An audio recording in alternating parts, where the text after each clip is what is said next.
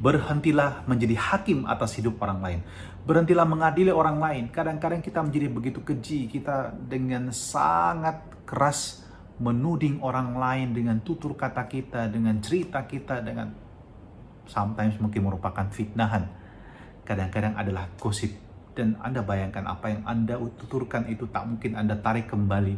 Dan mungkin Anda merusak suasana hidup dan juga situasi kehidupan orang lain tanpa Anda sadari. Mengapa kita mesti berhenti untuk bersikap menjadi hakim bagi sesama kita? Yang pertama, kita tidak pernah tahu situasi hidup yang dialami oleh orang lain. Saya menceritakan kepada Anda apa yang dituturkan oleh dosen saya ketika saya masih kuliah di Yogyakarta. Dia bercerita mengenai seorang pastor paroki yang menanti pemberkatan perkawinan, dan setelah lewat setengah jam dia mengatakan stop, sudah melewati batas toleransi, dan untuk memberikan pelajaran kepada yang bersangkutan dia tinggalkan paroki, dia tinggalkan gereja, pergi entah kemana. Dan tentu ketika pengantin datang, mereka tidak menjumpai pastor paroki lagi dan mereka bingung harus berbuat apa. Tapi apakah pastor tersebut tahu apa yang terjadi pada mereka? Mereka berangkat dari tempat yang jauh menggunakan fasilitas umum karena mereka tidak punya mobil, mereka bukan keluarga yang mampu, dan ban mobil tersebut pecah. Dan sayangnya sopir tidak memiliki ban serep, dan dia harus berusaha supaya membawa ban yang pecah tersebut ke tempat tambal ban. Butuh waktu untuk kembali ke sana karena tempatnya terpencil dan mereka terlambat. Dan alasan kedua adalah bahwa kalau kita berada pada situasi yang sama, mungkin kita juga tidak lebih baik, bukan? Dan yang ketiga adalah bahwa sekali lagi, kalau kita membandingkan hidup kita dengan hidup orang lain yang kita tuding, yang kita fitnah, yang kita cela, jangan-jangan Anda tidak lebih baik, bahkan Anda lebih buruk daripada orang tersebut. So, saya kira baik bahwa kita juga belajar introspeksi dirilah. Kita melihat diri kita sendiri bagaimana, dan mungkin itu akan membuat kita menjadi lebih bijaksana, sebab ketika menudingkan satu jari, ada 3 jari terarah kepada kita, dan satu mengingatkan kita ingat Tuhan juga. Dan yang keempat adalah hidup mereka, bukan hidup kita. Dan kalaupun mungkin apa yang mereka buat tidak sesuai dengan apa yang benar adanya dalam penilaian moral kita, itu adalah tanggung jawab dia di hadapan Tuhan. Dan itu adalah untuk tanggung jawab dia dalam seluruh kehidupannya.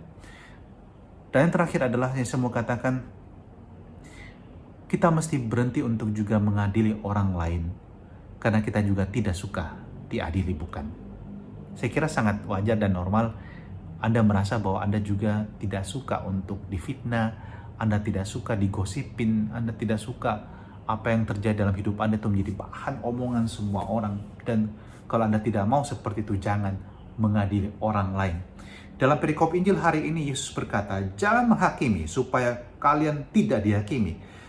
Karena dengan penghakiman yang telah kalian pakai untuk menghakimi, kalian sendiri akan dihakimi. Maka mari kita belajar menjadi lebih bijaksana. Mari kita introspeksi diri sebelum kita berbicara mengenai orang lain. Dan mari kita bawa dalam doa, kalau memang orang lain tersebut membutuhkan koreksi, lakukanlah dengan baik dan benar. Tuhan juga mengajarkan kepada kita bagaimana memberikan teguran kepada orang lain. Tidak dengan memfitnah, tidak dengan mencela orang lain, tidak dengan hanya marah dan mau bicara di belakang saja.